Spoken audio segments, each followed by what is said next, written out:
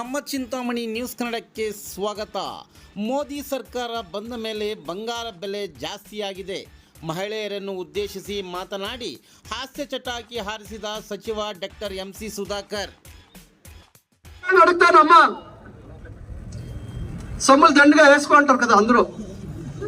పెన్నిండ్లు పండుగలు వస్తే ఎక్కడెక్కడ దాపెట్టిండే సొమ్ములు అంతా వేసుకుంటారా?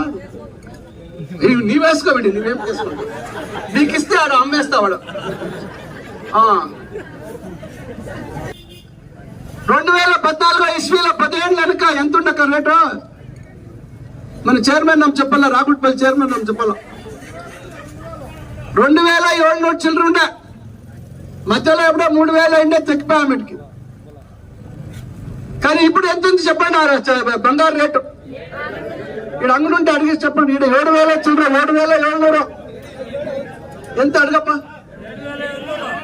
రే నీకేం తెలుస్తుంది బాబా, నా నర్సాపురంలో ఉండవు రే. పెళ్లి చేసేకి అవుతుందా?